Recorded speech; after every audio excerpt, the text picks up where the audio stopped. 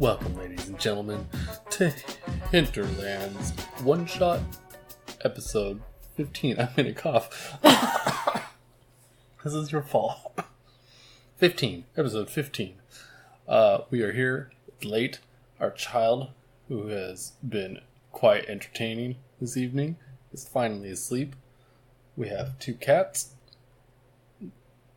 both of which are asleep because it's late. And we're here to talk about some really scary misuse of government procedure. That's about right. Okay. That's basically what the story's about. Yeah. Corruption and dastardly deeds done by deacons of Denmark. I don't know. What? I just had to keep going on the D words. You want to introduce our topic? Today we're talking about the Franklin scandal, which happened in Franklin, Nebraska, back in the 80s? Omaha, Nebraska. Where's the Franklin thing come from then? It was the Franklin Federal Credit Union in Omaha, Nebraska. That's why they call it the Franklin scandal. To tell you how much I know. This whole time, I thought that there was an actual town called Franklin in Nebraska, near Omaha, that had a credit union. No, it centers around a guy who was the CEO or whatever, the general manager, the top dog at a federal credit union known as, the name of it was the Franklin Federal Credit Union. I knew that, but like I said, my brain had told me that there was a town also named Franklin. Well, the town is Omaha. Unless it's a suburb, now you're confusing me. I don't know. I did research the topic, though. That one thing confused me. Anyway, it's always known as the Franklin scandal, so if anybody in the audience wants to go look it up, that's what you punch in. But you're going to get very little details because they don't want you to know. It's perfectly forgivable for me to be confused on some random little, It's a small detail. Yeah. There's a lot of details to this story if you've never heard it. You tell people you're from Petersburg and they think, oh, Russia? St. Petersburg, Russia? Well, there's like a Petersburg in like every state in the Union. It's probably like Springfield. Yeah. There's a Springfield in just about every state out there. I'll bet you Alaska has one. I should look it up later. Anyway, this was a somewhat highly publicized story that got firmly clamped down and shut down because there was no corroborating evidence and there was completely debunked theories and the witnesses that came forward recanted and all this crap that made it so the truth as we believe it got obscured and disappeared from what they wanted people to believe.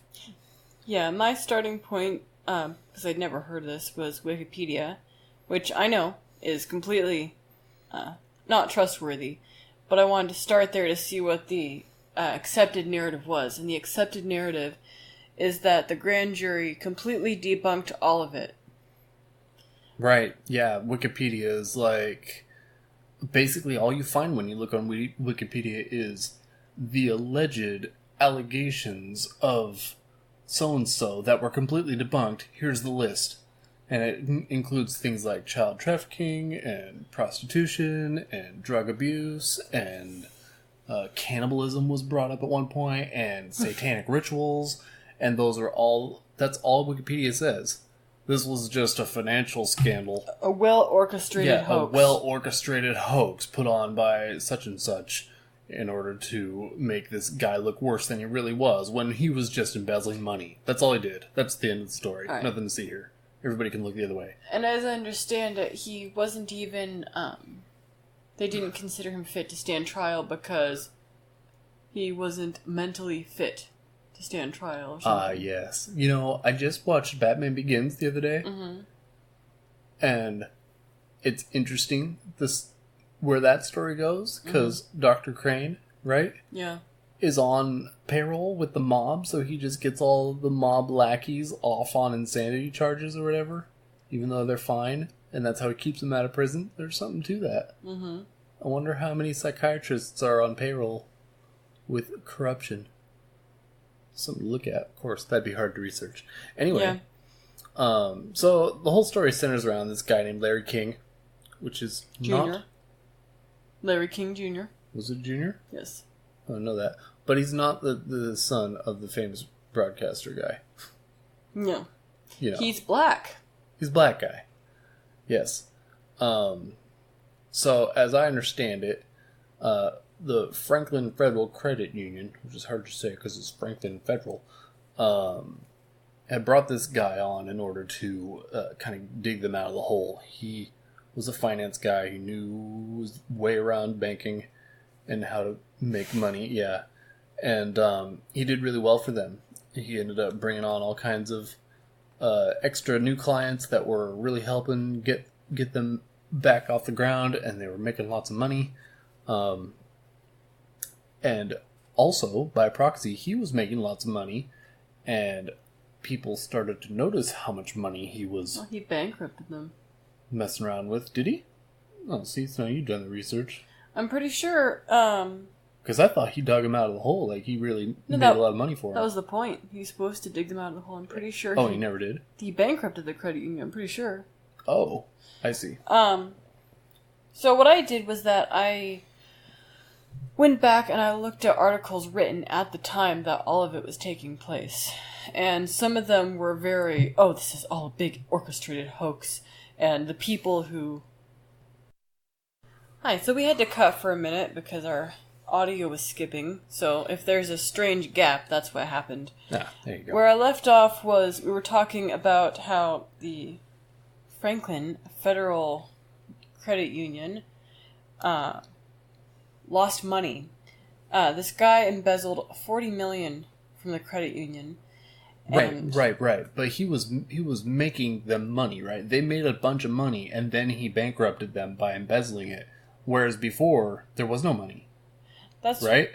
That's what I would assume, but all these articles that I saw focused on the fact that he embezzled the money, and then he was investigated for the rest of this. Right. Well, it was my understanding that when he came on, when he got hired with them, they had no money. There was not $40 million to embezzle. That's the thing. Like, he made money. He knew his business. He also knew how to take a bunch of their money, and he did. So the guy was clearly he was astute enough with his financial capabilities to make $40 million, but he just took it from him and put it in his own bank accounts. So, I mean, yes, he bankrupted them, but he also made money off of them in that way. He didn't just steal from them, you know? He had to build that.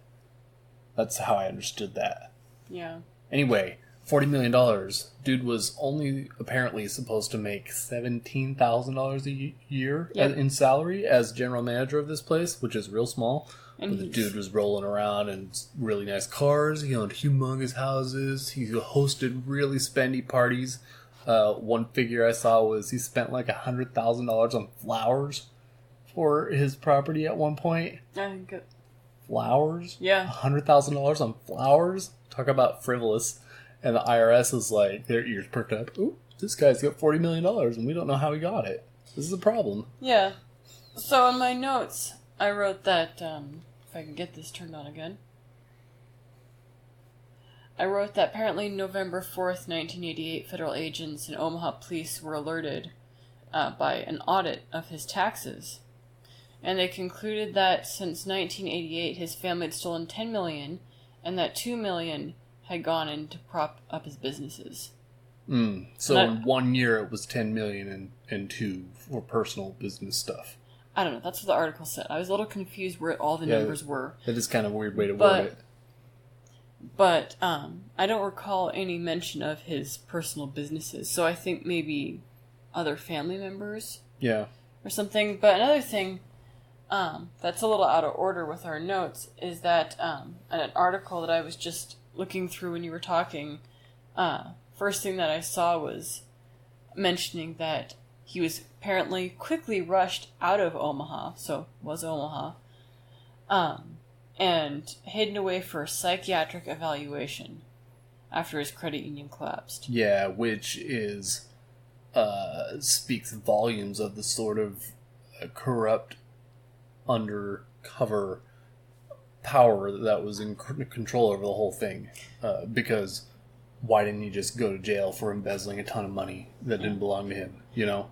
Well, in this article, this article was written in 2012, but it says that he pleaded guilty to financial crimes and did 9 years in prison, but he was never questioned about the pedophile ring.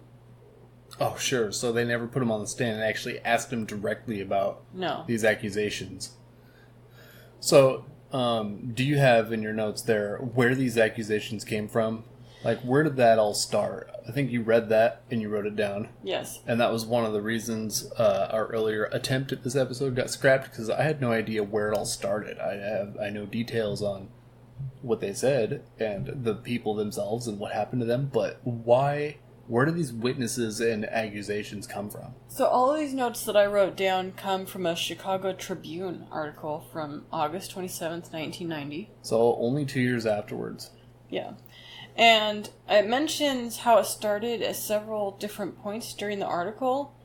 The first time it's mentioned, it says that rumors of sex abuse came from a leaked testimony. Further down, it said that, I can find it, further down somewhere in the article, it mentions that it was a social worker at a mental institution who came forward and said, hey, somebody in our institution has been making accusations.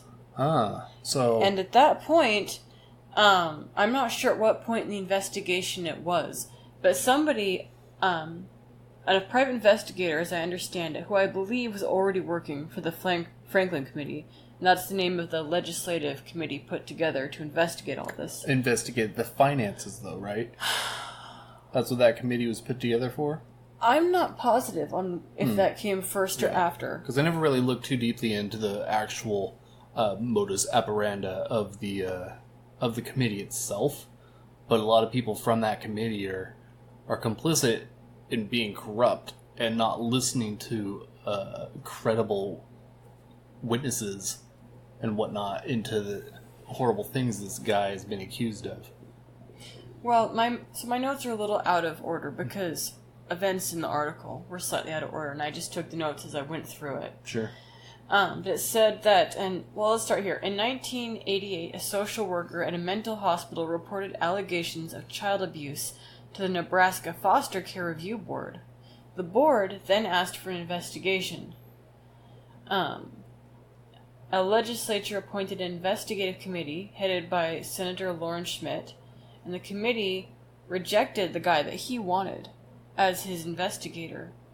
So the committee was formed to look into these sexual abuse accusations from a mental patient. That's my understanding. That's what I would guess. Okay. From the way things laid out. Interesting. But the thing is that the committee went through a little bit of a change. At one point, things weren't going the way they wanted. The committee appointed somebody named Kirk Naylor to be their investigator. Or no, their choice of counsel. Sorry. So it's kind of like choosing a jury where they say, hey, you there, are you a Christian? And if you say, yeah, they just throw you out because they know you have a strong sense of morals based on the Bible and they don't like that. I don't know. But the committee rejected this guy's choice, and the guy they did choose was quoted as saying, credibility was always a big concern. It was difficult to tell if the kids were just playing to the hysteria. Huh. So that guy ended up stepping down, along with two senators. They stepped down from the committee. And then they hired somebody else. And the guy they hired, I believe, went to this mental institution and spoke to one of the witnesses. Right. And do we have a name for that? Was that one of the two people who didn't recant, or is this someone else? I don't recall. I think that Alicia Owen was one of the main people who did not recant, right? She did not recant. Okay. And she was indicted on perjury because of that. Right. So we should probably back up, and we're being a little all over the place. Basically, it seems that this all started that there were rumors swirling around this town for a while about sex abuse. And about this particular guy and his money. Yes. At the same time, probably. Yes. Because there was, so in Omaha in 1987, probably, like a year before, we can assume, there's a bunch of people who are talking about this this no-name black guy who suddenly has a ton of money.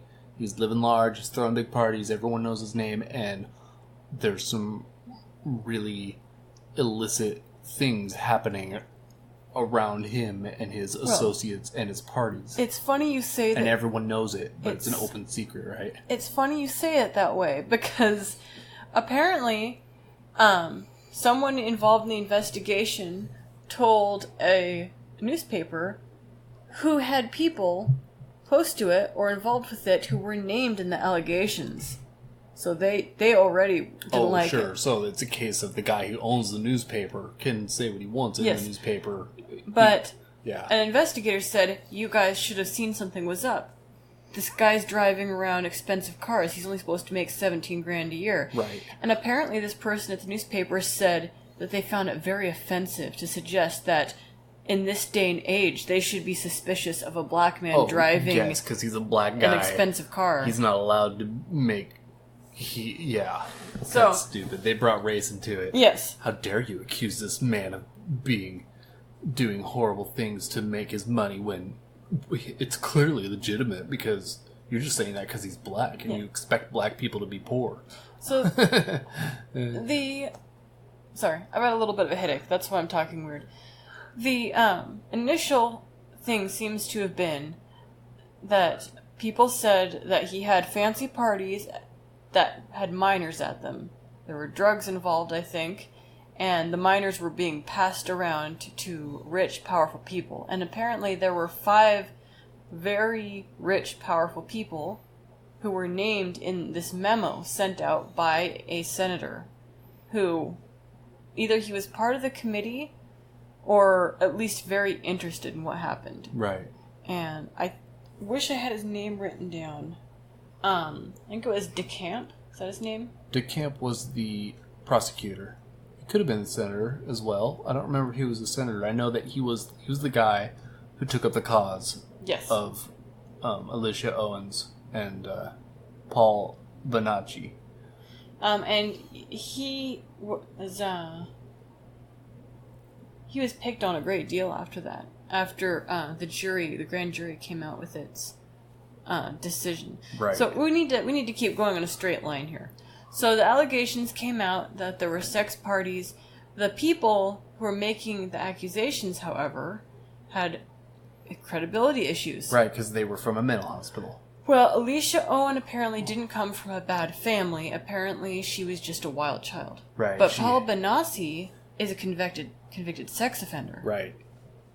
With bipolar disorder. Right, he's got all kinds of schizophrenia. Yeah. Schizophrenia. He's got dissociative identity disorder. Apparently. Yeah. Yeah.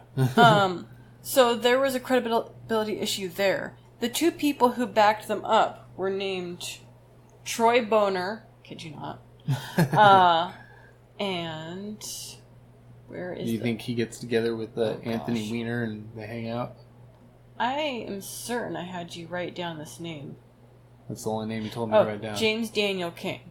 Right. So those were the other 2 witnesses, and Troy Boner and James Daniel King, they both apparently backtracked on their testimony, but Alicia Owen and Paul Bonacci never did, and they were both indicted and I believe did jail time after the grand jury decided that they were lying. So all 4 of these people were minors, yes. like young kids, teenagers? Not when this all came about. I believe they were young adults.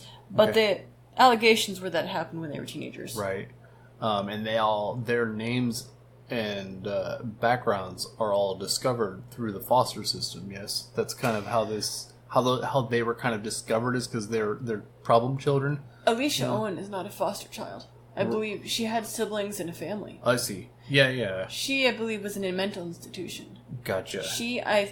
As I understand it, and I might be mixing up names, the investigator, Cardori? I don't remember that name. I did not finish my notes, and I wish I had. Let me open the article. There was an investigator who I believe went to the institution, to interview her and pressured her to come forward with her story, and she did not want to initially. Gotcha. And I believe it was her testimony that was recorded that was leaked to the press. I see. That fueled this. Okay, so we have let's recap thus far. We have dude who's not supposed to make a lot of money. His salary is public record, I assume. People know he was only supposed to make $17,000 a year. Living large, spending tons of cash. He's got 3 big homes. He drives a real nice car. He's probably got a grill in his teeth. Just kidding. But big money. The IRS looks at it and says, hey, this guy's got huge money. At the same time, rumors are swirling around town about these, I hesitate to call them sex parties, but they're basically sex parties where they have a bunch of kids that they're passing around, doing nasty things with. There's a bunch of prominent people. It's kind of an open secret. Everyone in town knows it, that this guy illegitimately gained his money, and him and his rich buddies are doing horrible things with kids.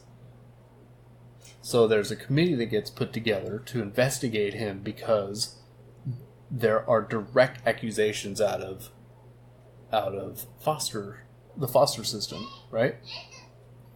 That was my phone, if anybody heard that. That was me sending you this article so so that you can link it on the description. Yes, I'll put this huge article in the description if anybody wants to read it themselves. So, well, here's the thing about Alicia Owen. Apparently, her parents are stable church-going people who just happen to have very energetic, rebellious teenagers, to quote the article. At the age of 14, she fell in with the wrong crowd and started going to Larry King's parties, and later claimed that Robert Wadman, Omaha chief of police, raped her and impregnated her, and did something else that I'm not going to repeat. Yeah, and the chief of police is Larry King's buddy. He's going to his parties. Yes. That man was removed later. Right. He had to step down, probably because of the fallout from all this stuff, I would assume. Yeah, I feel like there was something else. Didn't we hear... This is jumping down the road on the story, but didn't we hear that she had a kid later on and he looked just like Wadman? That's what this article says. That's what that article says? Yes. Yeah, that's pretty gnarly. It also says that Robert Wadman claimed to have passed 3 DNA tests, but the author of this article doubts it because he's got connections. Yeah, and they couldn't actually track down the actual tests results, could they? I think they said that the blood sample was either dirtied somehow. Yeah. Yeah. But this woman, she never recanted her testimony. Right, and she went to jail for it because they found the jury determined that she was lying. Well, so they threw her in jail for it. To quote the article it says, her younger brother, under arrest for joyriding in a stolen car, was found dead in his jail cell shortly before trial. It was ruled a suicide attempt. Oh, suicide attempt, yeah, right. Success. Suicide, despite indications of a beating. He ostensibly hanged himself. So he beat himself up. An author of a book that this article is talking about, who the writer's friends with this person, said, Nick, his friend, makes a strong case that Alicia Owen's lawyer, Pamela Vucevic, what a name, was having an affair with the FBI agent Mickey Mott, who appears to have been orchestrating Owen's prosecution. And before the trial, Owen's lawyer abandoned her client and started representing 2 key witnesses for the prosecution. So, there were dirty things going on all sides. Yeah, so an FBI agent is compromised. The chief of police is compromised because he's passing girls around at these fancy parties.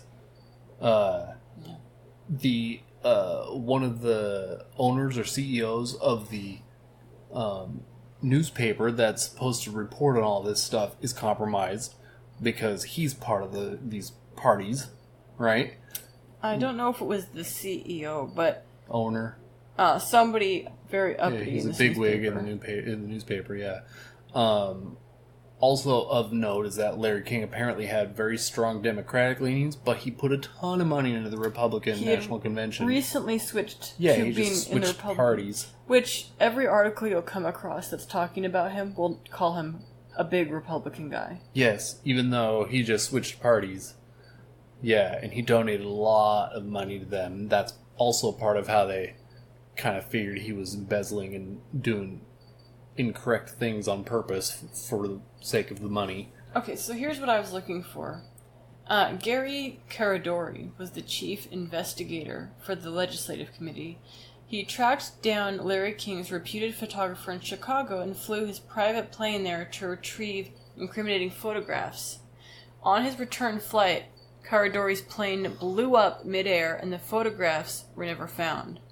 The wreckage was spread over a wide area on a farm, and the FAA ruled that Caradori had lost control of his plane for unknown reasons. How about that? The guy who was actually flying back to Omaha with incriminating photographs that would directly accuse this guy of child sex trafficking, basically. His plane blows up and all the photographs are lost in a fiery ball of hell. So here's the thing. Surprise, surprise. The investigative committee did all this research, had an investigator, talked to witnesses. Apparently one accuser passed 4 polygraph tests, according to one article I saw. They had all this evidence, and they brought it to the Attorney General, who gave it to a grand jury. The grand jury decided there's nothing here. Yeah, and we're not going to talk about it. Yeah. And they, in fact, came after the committee saying, you guys wasted taxpayer money, how dare you? And they presented a document saying, yep, this is our findings. All big hoax. Their findings were that Alicia Owens, the 2 principal witnesses, Alicia Owens and Paul Bonazzi, we'll talk about him in a minute. Yeah. Everything they said was a giant, well-orchestrated hoax put on by conspiring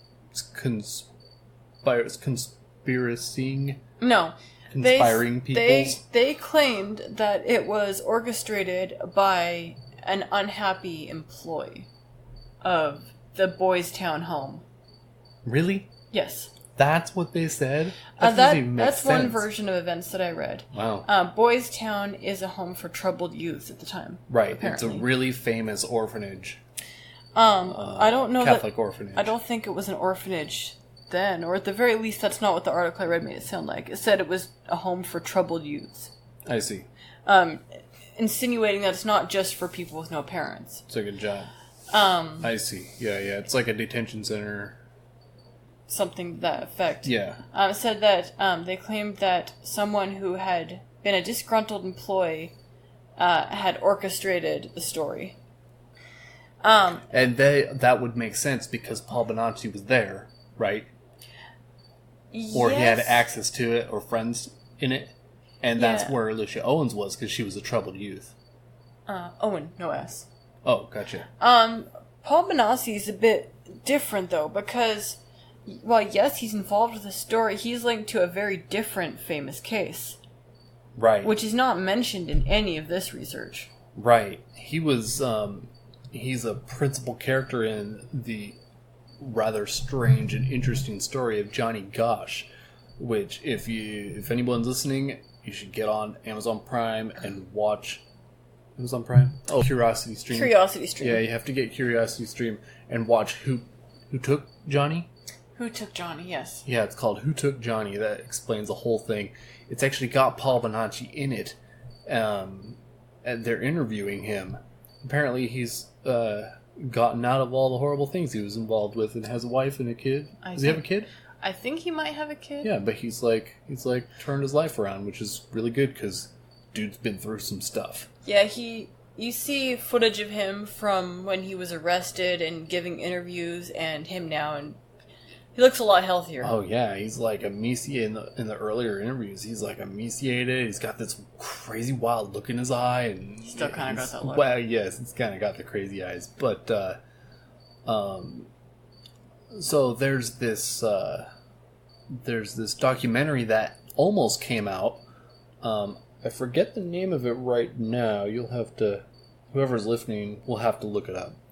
Don't remember the name. But there's this documentary that nearly came out on British television. It was put on by the Discovery Channel. It was recorded. They filmed it. They did everything. And just before it aired, the studio got the call. They weren't going to air it. And the Discovery Channel ended up just straight up refunding all the money they spent on it. Just no questions asked. They just paid for it. And it never aired. Oh, sorry, we lied. We were kidding. We didn't actually want to air this thing. And you can actually read the transcript online. And I've read about a third of it. It's fascinating. I do intend to finish it. But it mentions in there that Paul Bonacci had some legit dissociative identity disorders. He would, when they went in to talk to him, he would display all the classical mind control victim things. I believe he was an MK slave, personally. And if you've listened to any of our previous episodes, specifically the one on mind control, you know what an MK slave is, and this guy displays those. It's basically a dissociative identity disorder that's brought on by trauma and abuse on purpose. Like, someone has fractured someone else's mind through methodologies known to them to the purpose of controlling the new identities that have come out and training them to do certain things.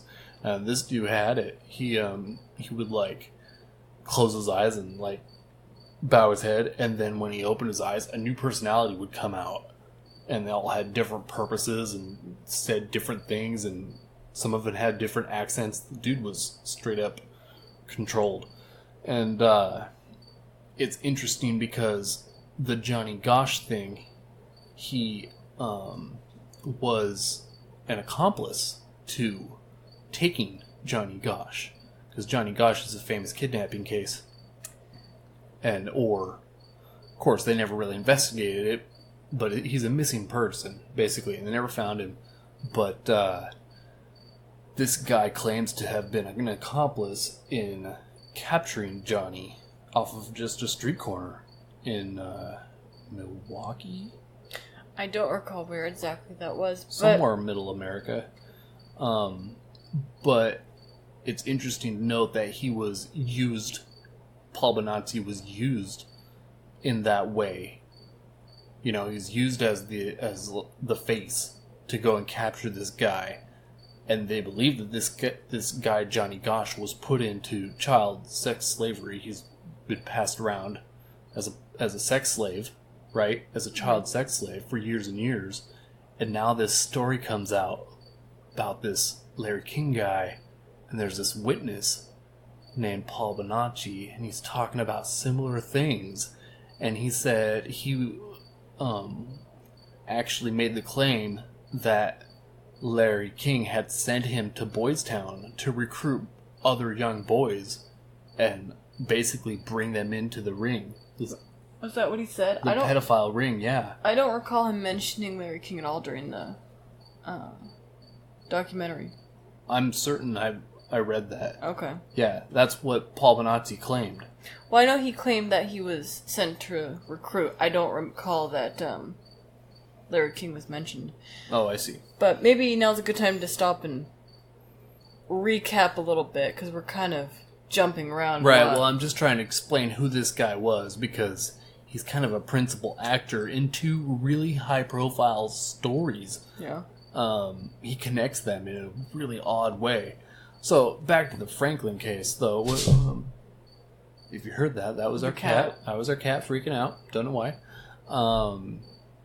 I've lost my train of thought. Sorry. I scared the cat. You scared the cat and derailed my train. So anyway, Paul Bonacci did not recant either, did he? No. Okay, so he came forward as a witness. Did he go to jail for perjury? I don't know if he went to jail for perjury or something else, but... the guy had problems. He did. So. He had drug abuse problems and schizophrenia, which causes a lot of problems. He was a child molester, I believe. Right. He had sex. He was a registered sex offender, a child molester type of dude. So they threw his testimony out as not credible because, well, he's schizophrenic. He could say anything. Yeah. But it matches Alicia Owen quite well, the things that he said.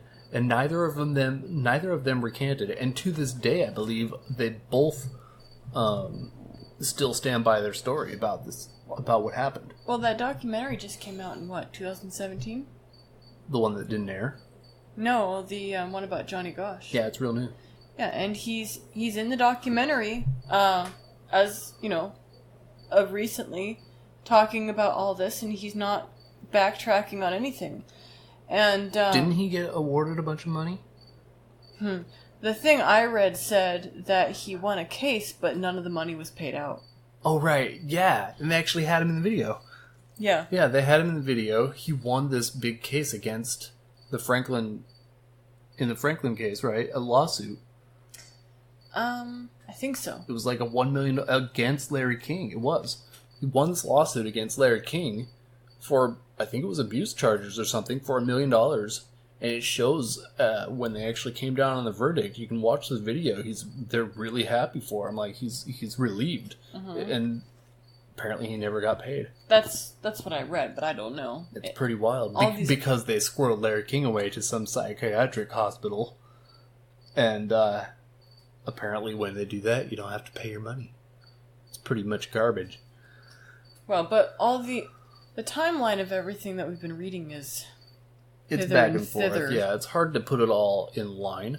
But suffice to say, the power players were never revealed. We don't know.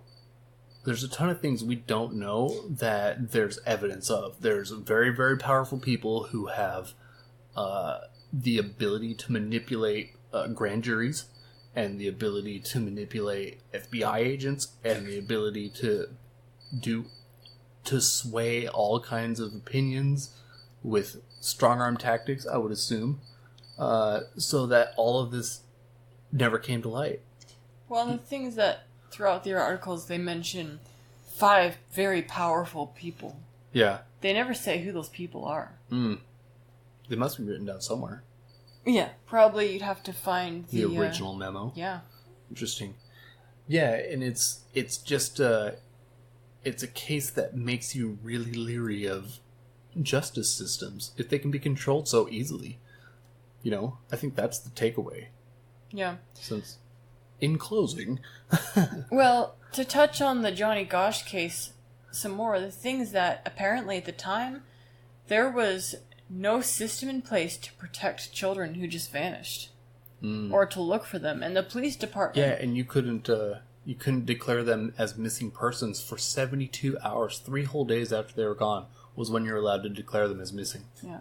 And the police department apparently just sat on their thumbs. That's wild. If I didn't know where my kid was for an hour, I would be talking missing person. You know what I mean? Yeah. The sooner you get the word out, the better. Because that's crazy talk that was. Well, here in town, there was a runaway who was gone for like 2 years. Here in town, she hid from everybody for 2 years here in town with a boyfriend or something, and her parents posted like once a month on the community page asking for information about her. And I guess she just called them on her birthday finally. That's ridiculous. But you know, people run away. Yeah. But clearly, Johnny Gosch did not. He was a 12-year-old boy out on his paper route. Yeah. And he just vanished. And people saw a car, and they saw him talking to somebody in the car, and then he was gone. Yeah, it's pretty wild. So it really makes you just want to keep your kids tied to you at all times. Yeah, and it's freaky to me that there's people out there who have no idea of the how incredibly deep the corruption of man. We'll talk about morals for a minute. How deeply corrupt humans can be. How corrupt people can be. In that they would just take a child and put him into slavery. Sex slavery. You know what I mean? Well, that's crazy. And there's so many people out there who are like, oh, that's not a thing. I've never heard of that. I don't know anybody that's happened to. Well, it doesn't matter. It happens. Well, what gets me is that there are so many parents that they just aren't smart. Yeah. Like today we saw somebody driving around with a child younger than ours. It seemed like a little tiny toddler standing up on the back seat as they were driving, clutching the window, looking out. Yeah, in like a 40-mile-per-hour road. And I was just thinking, they're gonna get their kid killed. Yep. And, there are people, they just let their kids wander around unsupervised. I'm not going to name names or insinuate who, but there's, been people we know who just let their kid wander outside while they're inside. Yeah, it's just like that girl I saw. I keep thinking about that girl I saw a couple weeks ago. She's like 7, and she's walking around town. Just, going across crosswalks all by herself. Who is this 7-year-old that's just a girl, 7-year-old girl who's allowed to just walk around? Anybody could have snatched her. Yeah. Her parents were nowhere around. Well, your cousin's kids did that. Yeah? And, it freaks me out because, remember the other day we were at the store, some random guy standing in the middle of the aisle just staring. Not saying anything. We go by and says, "You have a beautiful child." And it just freaked me out. That was pretty weird. Maybe he thought he was being nice, and maybe other people would have thought it was really nice, but it just creeped me out. Yeah. And I can't walk away from my child in the shopping cart. Not that I'd want to, but I go shopping with my mom when she's in town, and she just leaves the shopping cart and she wanders off down the aisle. And she doesn't even think about it, and it freaks our kid out when I walk away from him in the cart, and it scares me too, because there have been stories about people trying to take kids out of shopping carts. Yeah, people are freaky. So... Trust no one. That's the takeaway. Trust no one. Yeah. Everyone is evil. Trust no one with your children. We've gotten not funny comments, but obviously confused looks as to why we don't even leave our kid, in the daycare at church. I don't know you people. I'm not leaving my child with strangers. Yeah, no kidding. Because you don't want to go through life suspecting everyone, but when it comes to my kid, I certainly will. Hey, in a world where people like Jeffrey Epstein exist, then you can't trust anyone. No. You can't. And you know what? Jeffrey Epstein is probably someone's... Does he have kids?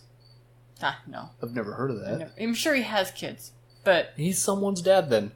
How freaky is that? You know what I mean? He's someone's uncle, probably. I remember the guy wanted to breed a whole bunch of kids. Yeah, he in wanted his New Mexico ranch. Yeah, apparently. Yeah. That seems a little goofy. Maybe we should look that article for next time. So this turned into a weird thing. We were trying to be super organized with this, and we kept putting it off, and we kept trying to write notes, and then we decided to do this podcast tonight when we were tired, sleep deprived, and I have a headache. I don't know. I think that was a pretty good podcast. I think we're gonna have to touch on it some more, because there was more, but I don't know. I think we got the message across. This was a thing that... Just keep in mind, anybody's listening, keep in mind, if you look up the Franklin scandal on Wikipedia, all you get is... It was a big hoax. Yeah, that's all you get. Oh, these are the satanic panic. Yeah, these are the two principal witnesses, and they said all this outlandish stuff about poor Mr. King, who was just embezzling. He's a lightweight criminal, minimum security. All he did was embezzle some money and contributed. He's a Republican after all. He contributed to the National Convention. That's it. All these accusations, they're just giant hoax cooked up by some nutcase in some foster care place. That's so bogus. There's so much wrong and so much corruption in this case if you look at it. And Wikipedia is not telling you any of that. It tells you the truth, in giant air quotes, as they see it, is that it was just a hoax. As seen, it was proved in the court of law by a grand jury. Well, guess what? You can't trust them either, because they were clearly controlled in this case.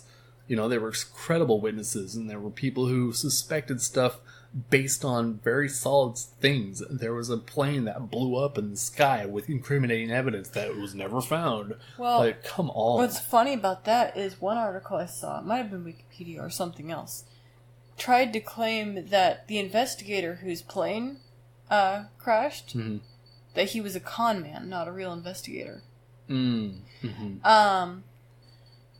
But the thing about the two witnesses who supposedly recanted is, I saw something that said that they then changed their mind later on about recanting. Yeah, they recanted their recantation. That still doesn't sound right to me, but... Yeah, so they probably were strong-armed into recanting, like their families were threatened or something. Well, these are all kids. Or young adults, you know?